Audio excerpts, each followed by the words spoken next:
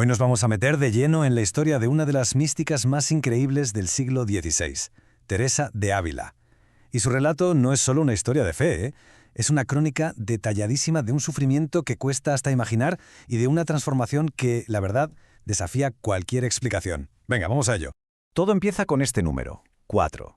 Imaginemos la escena. Durante 4 días de auténtica agonía, una joven monja llamada Teresa está atrapada en un paroxismo, una convulsión violentísima que la deja literalmente a las puertas de la muerte.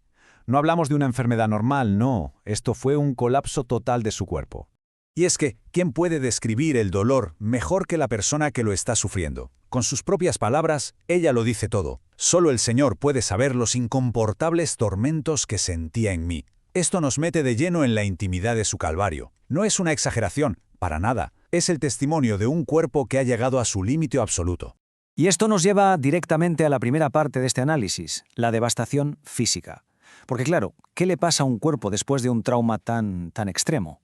En el caso de Teresa, las secuelas fueron, aterradoras. Es que el detalle con el que lo describe te pone los pelos de punta. No son generalidades, no. Habla de tener la lengua hecha pedazos de tanto mordérsela, la garganta tan hinchada que no podía pasar ni una gota de agua.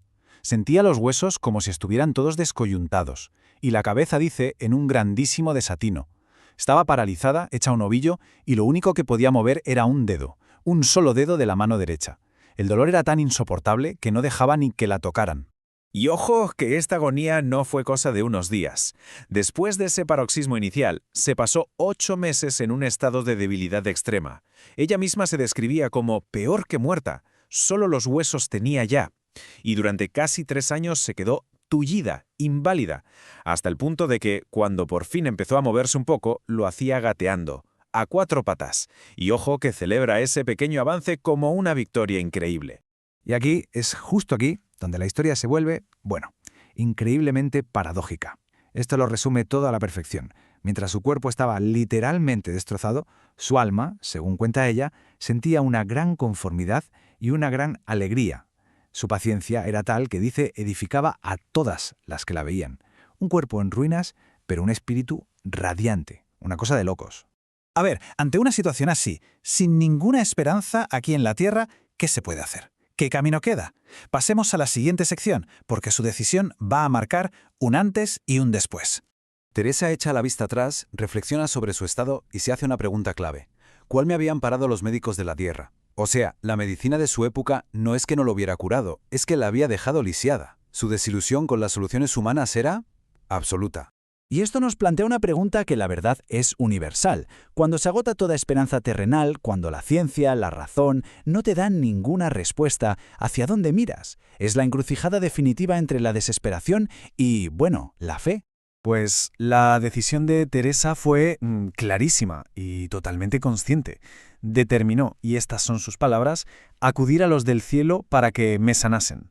O sea, que abandona toda esperanza en lo terrenal y pone toda su confianza en una intervención sobrenatural. Este, sin duda, es el punto de inflexión de toda su vida. Pero cuidado, que no fue una petición genérica al cielo, no. Teresa eligió un intercesor muy específico, una figura que se iba a convertir en la pieza central de su recuperación y de toda su espiritualidad. Para entender bien su elección, tenemos que saber qué significa eso de abogado y señor.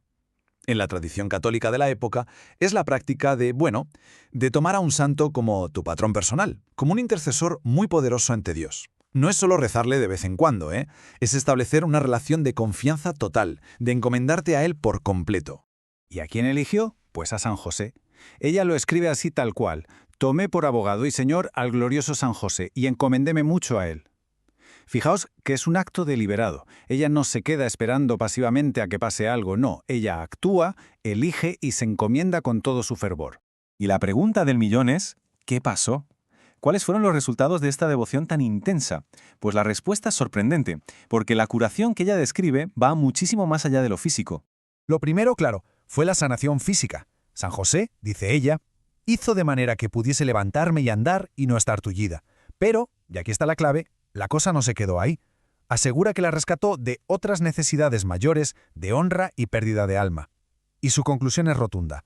La ayuda de este santo es universal. Pero es que la transformación más brutal fue por dentro. Dejó de hablar mal de la gente.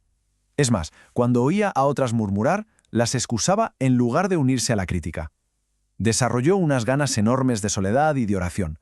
Empezó a sentir un arrepentimiento inmenso por sus fallos del pasado y se aficionó a leer buenos libros.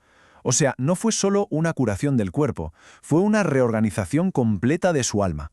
Y todo este proceso, todo este viaje de sufrimiento y de sanación, le dejó una lección final, una comprensión profundísima sobre la naturaleza humana y la gracia divina.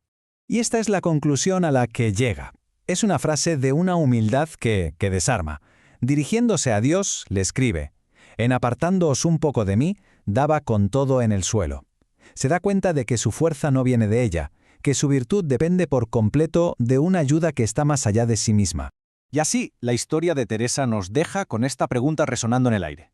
¿Puede la mayor debilidad, el reconocimiento de la propia fragilidad, convertirse en la fuente de la mayor fortaleza? Su vida, desde luego, parece sugerir que, a veces, para poder levantarse, primero hay que haber caído, pero caído del todo.